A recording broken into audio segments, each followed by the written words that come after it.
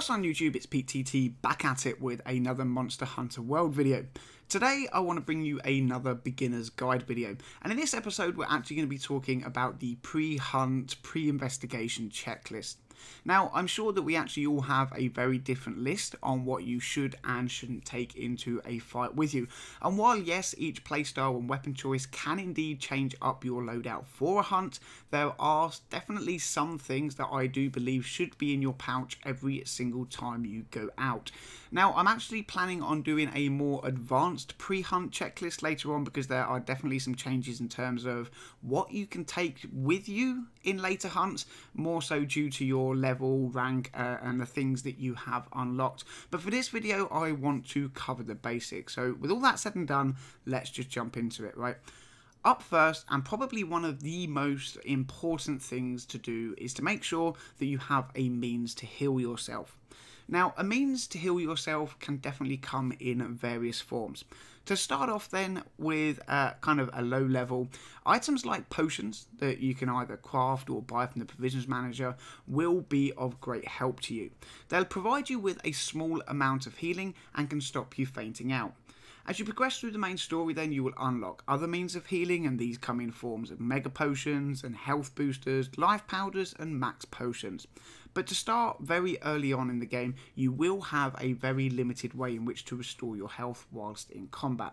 Bottom line here, guys, definitely make sure that you take a way to heal yourself, be that a potion, a mega potion, or a more higher level way, okay? It is definitely something you must have in your item pouch for everything you do.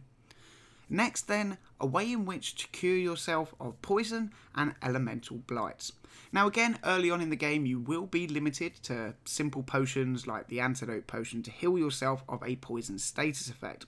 But even these low level potions can be of great help to you, and as you power on through the story and start coming face to face with monsters like Pukey, you will indeed find out how useful they are. Now, as you level up, you will again unlock more advanced ways to cure your hunter of ailments like poisons and other blights, and these will of course come in the form of stronger potions and items like herbal medicine, herbal powder, and the cleanser booster. Now, there is one thing that I overlooked personally for a very long time, and that is the nullberry.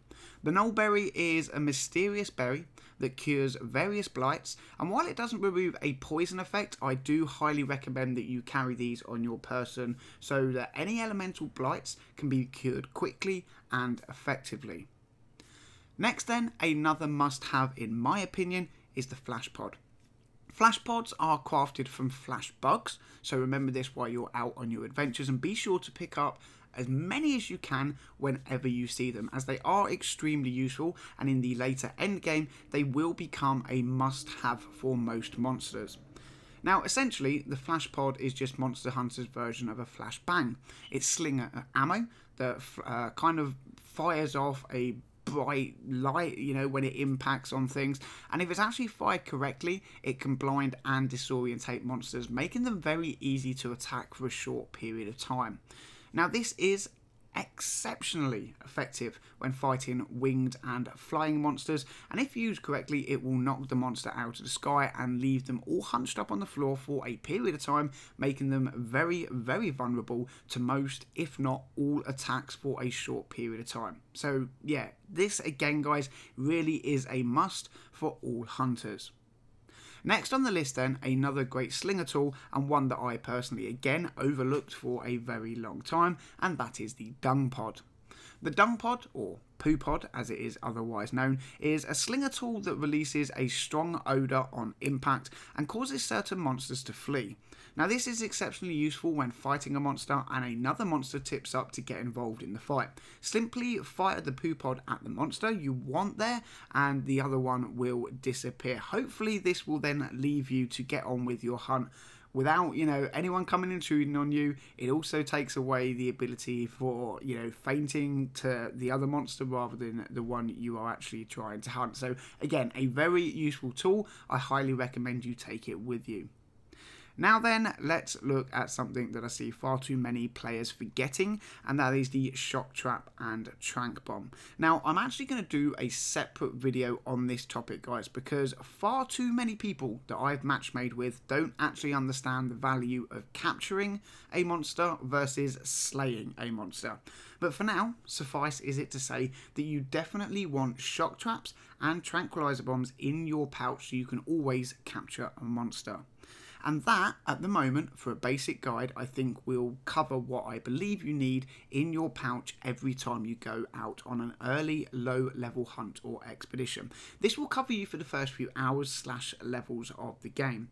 Now, that's not to say that these simple items actually become null and void as you level up. In fact, it's quite the opposite. I still carry at level 50, nearly 60, max potions, null berries, flash pods, and dung pods. But as my aim for this video is actually a basic beginner guide, I am going to leave the list there.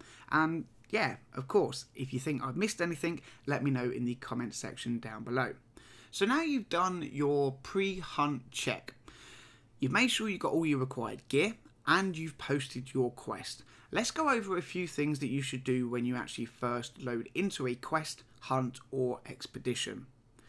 So the first thing you're going to want to do is check the supply box. Now, each quest supply box will vary, but you will nearly always find some very useful items for your quest in this box. Now, it's worth noting here that if you're actually on a capture quest, you will find a Shock Trap and 4 Tranquilizer Bombs in the chest too. So don't go wasting your own valuable stock when you come to one of these quests. Make sure to use the ones that are provided to you for free. Next then, once you've taken your items from the supply box, it's time to eat. Eating can be very useful as it can raise your stamina and health up by a maximum of 50 points each. You also get some other advantages with eating, with possible boosts to things like your defense and attack. You can also increase your elemental resistance and you can get a couple of Palico perks as well. And I think, guys, that is about it. You're now pretty much ready to head off onto your hunt, quest or investigation, and you'll be about as ready as you're ever going to be. Now again, I do want to stress, this is a guide aimed at beginners and things will change a little as you gear up, but the basics, they will always remain the same. Stock up, eat, slay monsters, and don't faint while doing it.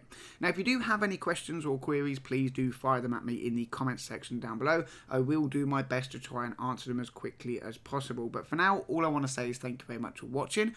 Hopefully you found it helpful. If you did, a thumbs up would be appreciated. Consider subscribing to the channel. Plenty more Monster Hunter videos coming your way. But for now, as always, hunters, thank you very much for watching. And until the next one, I'll catch you all soon.